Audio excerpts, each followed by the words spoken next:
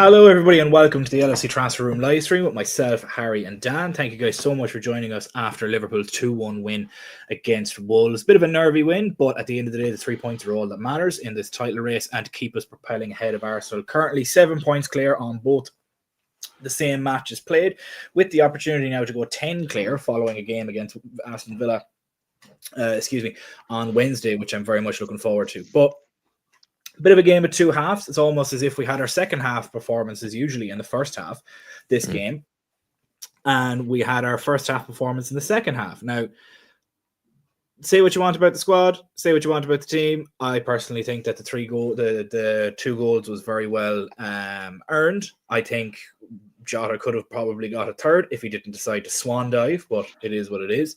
But before we get into everything, make sure to like and subscribe. Make sure that you have your notifications on for all future streams and videos as well, so that you never miss out.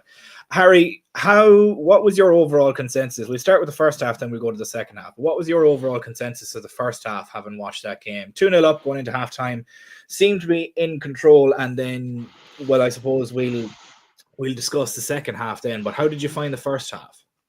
I think the first half was very dominant. I think we hardly gave Wolves a sniff. I think every second ball we were on it, we controlled it. We had a lot of chances, probably could have scored at least 2 more goals if some of the other forwards or midfielders were on it. But it was quite enjoyable to watch. I think it was good football. They looked sharp. And after that first half, I was very pleased. And that's why the second half was quite surprising, sort of the way that changed. But yeah, it was a very good first half and good to watch.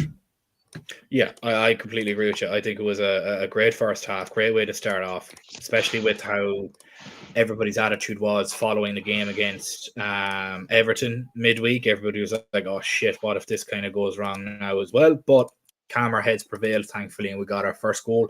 And then we obviously got the penalty after that. DIAZ creating both of them from the left wing. Dan, how did you find the first half?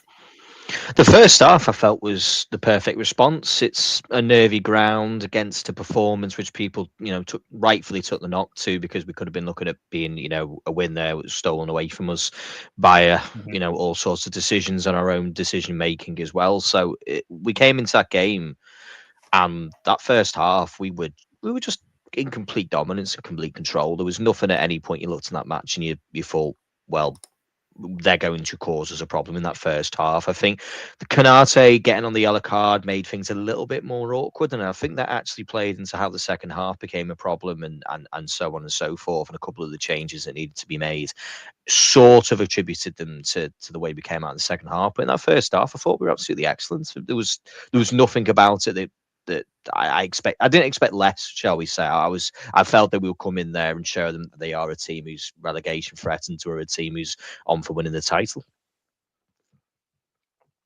Yeah, it's all expected outcomes are what happened. We've on average scored 2 goals a game for the season. We've on average conceded 1 goal a game for the season. That is essentially the most average outcome you could get, which is what was expected.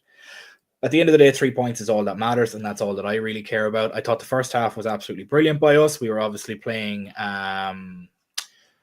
Normally we play better in the second half, but it's like we had our second half performance in the first half, which again, if we win the game, I really don't care personally, and that's just the way that I look at it.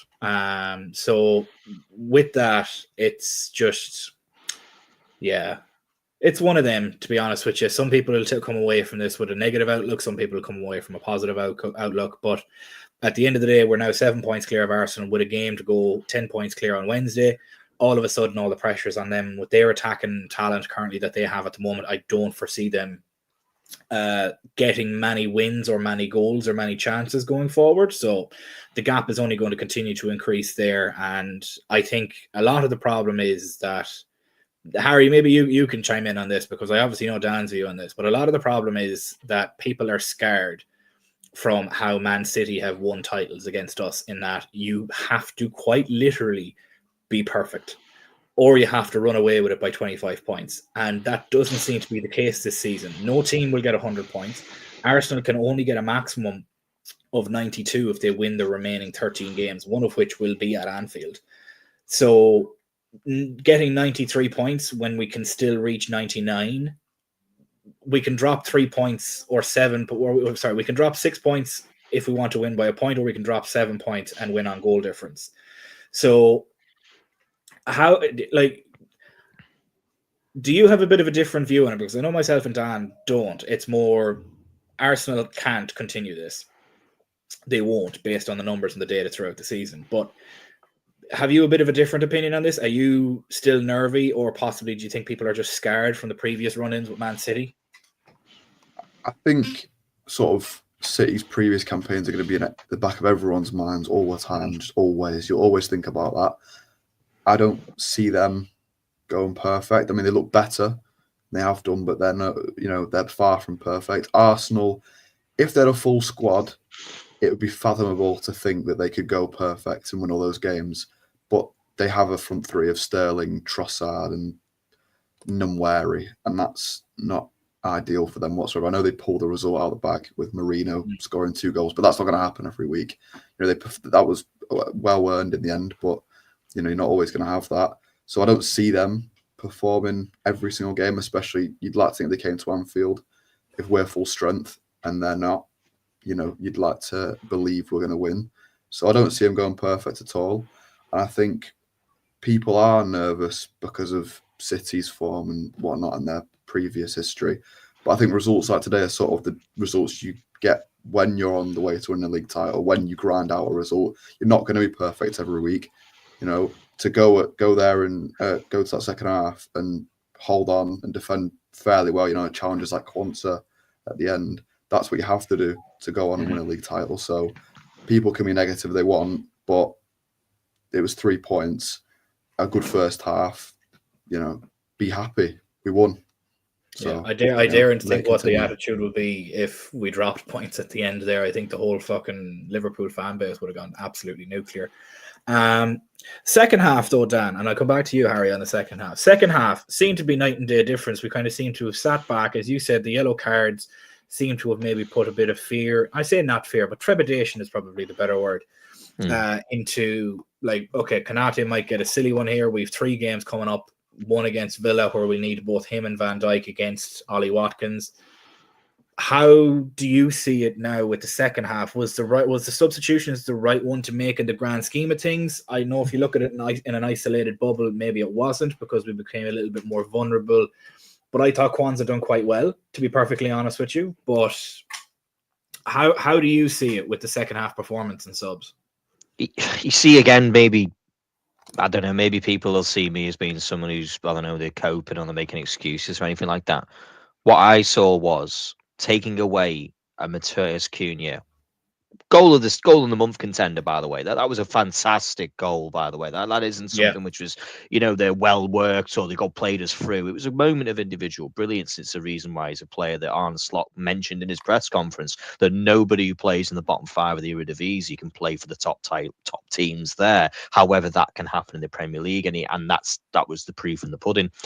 I think the decision to change Konate was absolutely right. He sillily gave himself away a yellow card for kicking the ball away, which is, he still has this in his game, Konate. Much improved this season, but he still has this ability to be petulant. So he has this ability to still show his immaturity in certain situations where he can give the foul away, which is what he did, and was the right thing to do. He didn't get a yellow card for the foul. He gave away for the yellow card for kicking the ball away. And that's my problem. He then put us under due pressure. And you rightfully said, we have a game coming up against Aston Villa midweek. Yeah, exactly. We need our big heads. We need our biggest lads. We need our biggest players, and we need them for these games because it's coming thick and fast at the moment. Aston Villa are not a team who's doing well when it comes to injuries and centre-back positions. We don't need to give, like a balancing act by getting him suspended. He got a close one with this sort of semi-foul situation towards the end of the first half, but it wasn't a foul. It was just 2 players going for the ball. It did change the balance of the game, but the way I see it is I felt that if we take away that goal, what do we see? A very boring second half in which Liverpool had a penalty cancelled out and they had a goal given away for offside. And it's 2-0 and we all sit here and go, what a professional performance. I still believe it was a very professional performance. It just isn't what we as the fans would want to see. It isn't what we want to watch. We'd like to see us win that game 3-1 and we all have a wonderful, cheery afternoon. But instead, we had one eye on Wednesday, which is absolutely right. And I look at it and go, do you know something? It's 3 points on the board. We need to be happy about that. You need to enjoy this. I was one of the only people who came onto this channel who sat there and said we should have been challenging for this title. Nobody ever came out and said, oh, yeah, I agree with you, Dan. Everyone said to be top 4. So which one is it? Either we're in a top 4 fight and you're expecting us to fall away because ultimately that's what a lot of people predicted, or you're in the camp of the fact is you think that we're going to win the title. So right now I'm looking at us being the best team in the league statistically and also officially by the number of points we have on the board. It's a big game. It's out the way. It's a nervy one against a team who has everything to fight for at the moment. Aston Villa midweek, who've got some injury problems, and we go again. I'm really comfortable with it. I think there's some nuance around it that means that we couldn't play the way we wanted to. I think the Wolves made some really good changes. I think their midfield became more of a problem for us, and Slot addressed it. And that's kind of, what we brought Endo on. I've not seen Endo come on, with 20 minutes of the game to go. So it showed you how much Wolves' decision making had affected, what we were dealing with. But I'm very happy. I'm comfortable. It was the 3 points that we needed, and then we move on to Aston Villa. So that's it, and potential to go 10 points clear. Yeah, I completely agree with you. I'm not stressed about it at all.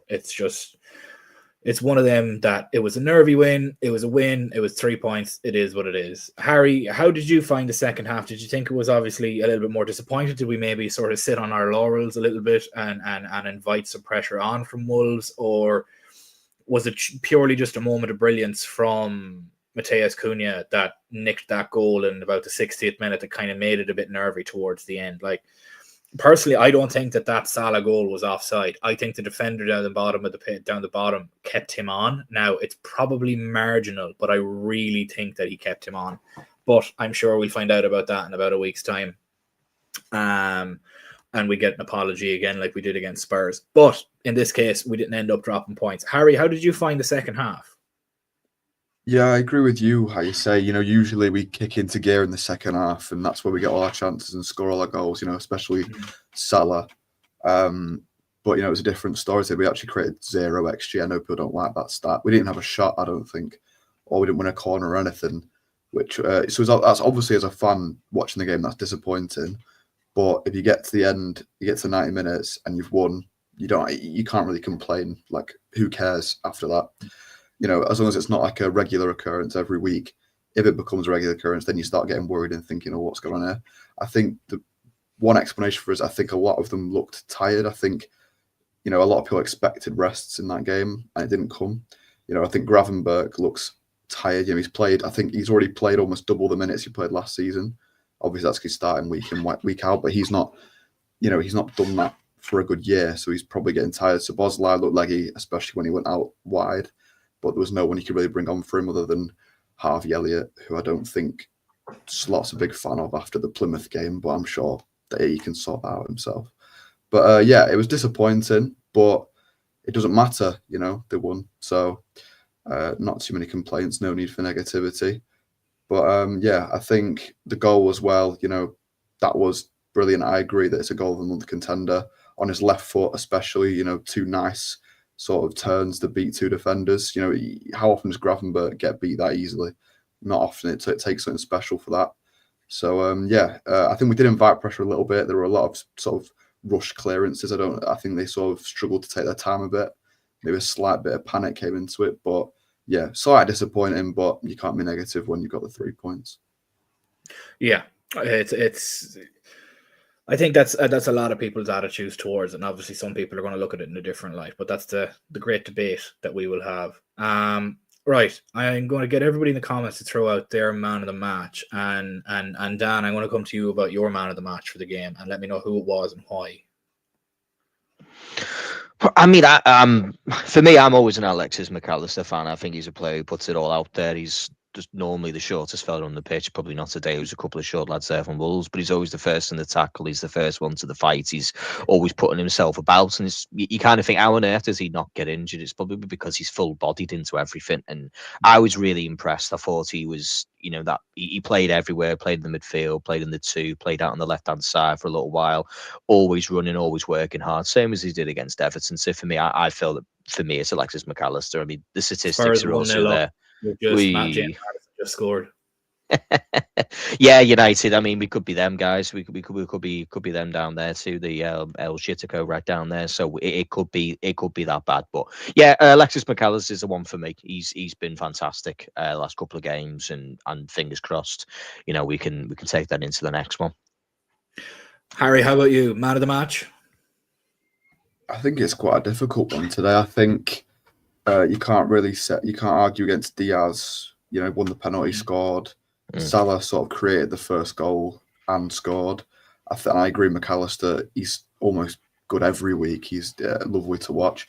I think you can give Kwanzaa his flowers, but I'll say I was happy that Diaz put in a performance today because obviously he's struggled as of late, and to see him looking a bit more electric, getting a bit more on it, I'll go with Diaz because it was good to see. He needed that performance. Yeah, he did. I can see the Diaz argument, but again, you're playing a left winger at left wing. You'd expect him to do well. Similarly with Cody Gakpo, it's just one of them that neither of them are a centre forward, but for some reason we're continuing to play them at a centre forward, and Diaz hasn't contributed at the centre forward position since I think the last 8 or 9 league games, and I don't think he's scored or contributed since November. It's 11 games. Yeah, so it's been 11 games before. 11 games before today, or 11 games including 990 minutes of football before he'd scored the goal. Well, scored the goal that he did. And obviously, there's an argument to say, have we played him out of form? Which I think there's a good possibility that we have, because we've not rotated him and Gakpo. Which when I say rotate, I don't mean rotate them positionally. I mean ultimately just rotate them. So that they can both play, but it's been difficult because Gakpo's been in such a brilliant moment as well.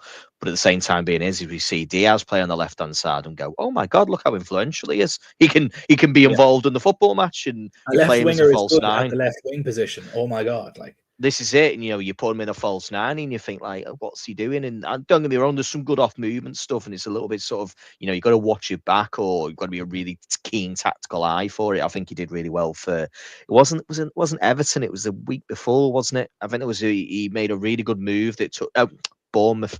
He didn't get on the ball, but he did a really good move, and it meant that Salah had the space, to take a shot. But you want him to be involved in goals and assists. That's the credit. That's the thing that I said at the start of the season that he's not done enough of. But when he's played on the left-hand side, he does. So I can't fault him if he's being played in a place that just isn't his position. Yeah, no, I agree with you. And I just think that the 10 and the 9 that we're playing currently at the moment just are there to press and be defensive rather than be the attackers that they should be. And I think that's purely down to the likes of having Salah on one wing and Gakpo firing as well on the other. But I think that's more a product of system than player, because you've seen it. Any striker that's been on for us, whether it's Diaz, whether it's Jota, whether it's Nunes, all 3 of them are not giving an output. It's only the wingers, and you've seen it today. Diaz plays on the wing, he scores and he gets a penalty. I thought Jota was a lot more involved than he had a shot. He was involved. Obviously, the penalty situation, which was, it's obviously a dive. He's lost control of the ball and whatever. But we need to be playing with these strikers. I was really disappointed when Nunes came on. I felt that Nunes did nothing. There's literally nothing I can remember where you can say he made a big challenge, or he made a run back, or he did anything. It was really disappointing. Normally, you see him do much better than that. But as I say, I'm going to go with the idea that there was part of a plan here to see out the game, and it worked. Yeah, it's a risk. Yeah. We took it. No, I completely agree with you. Ironically, I would have put Endo as man of the match for myself. Came on in 67 minutes, 68 minutes, something like that. Yeah. Where did he come on? Let me look. It was just before the 70th, wasn't it? He did like 20 minutes. 71st minute is when he came on, and I think he very much seen out the game. I'm just going to take a look at his numbers here, because when he did come on, he was brilliant. He was on the pitch for 30 minutes, won 60% of his duels, was fouled twice, committed 2 fouls, 3 defensive actions, had 2 passes into the final third, made all of his passes. He played 19 minutes thereabout, or about 25 minutes included in added time. But it's one of them that he just came on and killed the game, and he won so many important fouls, one on either side of the byline, and that was laid into injury time for both of them, and it just killed it. He Robbo jumped when he shouldn't have, again for the second time in this game, and a defender could have gotten in behind him, but Endo was so quick that he was able to shield the ball from the defender and immediately gets shoved, and it's a foul. So for me, it would have been Endo as the man of the match, to be perfectly honest. It was that 3-4-3 system that obviously Wolves were implementing at the midfield was overwhelmed. It was overwhelmed, and it was quite telling that we've not seen Endo play any particular amount of football unless it's in the League Cup or it's in the FA Cup. But for the fact he's come on for 20 minutes there showed that there was really a midfield battle there that was being lost. And he came in and I thought he was brilliant. And it's nice to see that trust given into him. We've been a few times where, people have said, oh, we should have brought Endo on. And this was one of those games where you can say, do you know what? I'm really glad he came on because we needed somebody who's just going to get stuck in and start breaking up some of the passing moves that Wolves are putting together. Yeah. Well, that's where we're going to leave it today, guys. We just got about 20 minutes in, which is great. We will see you guys again tomorrow, later on this evening on the 7:30 stream. So make sure you're around for that. If you haven't already done so, make sure to like and subscribe. Make sure you have your notifications on for all future streams and videos, and so that you never miss out too. Liverpool are 7 points clear at the top of the league currently at the moment, with equal games played for both them and Arsenal. We go again against Villa at the weekend, or not at the weekend, in midweek. So hopefully we see ourselves go 10 points clear, having played a game more. But other than that, guys, we'll see you later on at the 7:30 stream. Thank you so much for watching. For myself, Dan, and Harry, we very much appreciate you, and we see you guys later. Bye-bye. See ya.